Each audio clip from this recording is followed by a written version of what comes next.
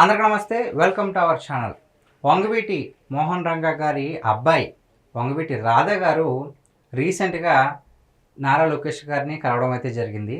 దీంట్లో పెద్ద విషయం ఏముంది, రాజకీయ నాయకులు అన్నాక కలుసుకుంటారు కదా, ఒకరికొకరు విష్ చేసుకుంటారు కదా అని అనుకోవచ్చు. కాకపోతే దీనికి ఒక సెపరేట్ రీజన్ అయితే ఉంది. అదేంటి అంటే, వంగవీటి రాధా గారికి కూటమి ప్రభుత్వం మాట ఇచ్చింది. ఏమని? ఎమ్మెల్సీగా పదవి ఇస్తాము అని చెప్పేసి 2026 మార్చిలో ఎమ్మెల్సీ పదవులు ఖాళీ అవుతాయన్నమాట. సో ఆ పదవి విరమణ అయిపోతుంది.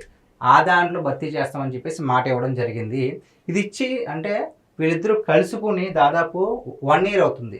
11 months బ్యాక్ భేటీ అయ్యారు, మళ్ళీ ఇప్పుడే భేటీ అయ్యారు. దీంతో రాధా గారి అభిమానులు అనుచరులంతా కూడా దీనికే పిలిచారేమో, సో ఆల్మోస్ట్ ఎమ్మెల్సీ ఖరారు అయిపోయిందని చెప్పేసి చాలామంది ఆనందాన్ని అయితే వ్యక్తం చేస్తున్నారు.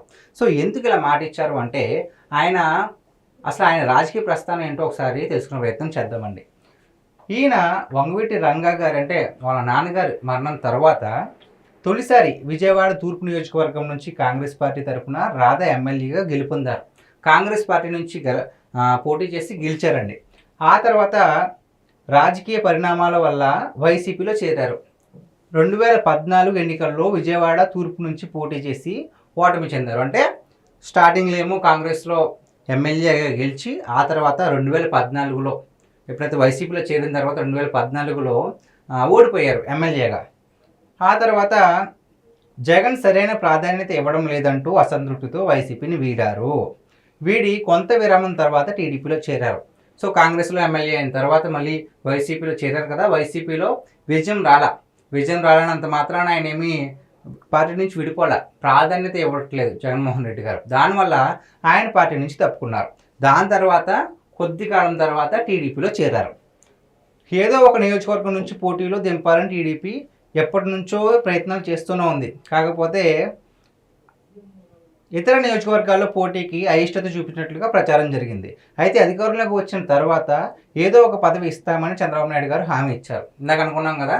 సో అప్పుడు కూటమి ప్రభుత్వానికి చాలా అంటే ప్రచారం చేశారు, ఎటువంటి సీట్ ఇవ్వకపోగా ఆయన ఎటువంటి ద్వేషం అప్పుడు పెట్టుకోకుండా తన స్వచ్ఛందంగా తన మేర ఎంతైతే చేయగలుగుతారో అంత కృషి చేసి పార్టీ విజయానికి కాస్త సహాయపడ్డారు కొన్ని నియోజకవర్గాలు. సో ఆ కృతజ్ఞతతో ఎమ్మెల్సీ పదవి ఇస్తానని చెప్పేసి చంద్రబాబు నాయుడు గారు మాట ఇవ్వడం అయితే జరిగింది. ఇటీవల ప్రకటించిన నామినేటెడ్ పదవుల్లో ఆయనకు అవకాశం కల్పిస్తారని రాధా వర్గీయులు అనుకున్నారు. రీసెంట్గానే జరిగింది కదా, జనసేన నేత నాగబాబుకు ఎమ్మెల్సీ ఇచ్చిన సమయంలోనే రాధాకు కూడా పదవి ఇస్తారని ప్రచారం జరిగింది.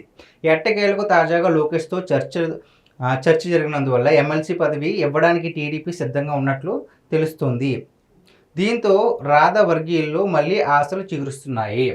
సో ఎప్పుడో 11 నెలల క్రితం కలిసిన వ్యక్తి మళ్ళీ ఇప్పుడు పిలిపించుకున్నారు అంటే దీని గురించి డిస్కస్ చేసుకోవడానికి అని చెప్పేసి, సో అప్పుడు మాట ఇచ్చిన ప్రకారం 2026లో వచ్చే ఏడాది మార్చి నెలలో కొన్ని ఎమ్మెల్సీ స్థానాలకు పదవీ కాలం పూర్తి కానుంది. ఇందాక డిస్కస్ చేసుకున్నట్లుగానే ప్రస్తుతం ఎమ్మెల్సీగా ఉన్న పరుచూరి అశోక్ బాబు స్థానంలో వంగవీటి రాధాను మండలికి పంపిస్తారని ప్రచారం జరుగుతుంది.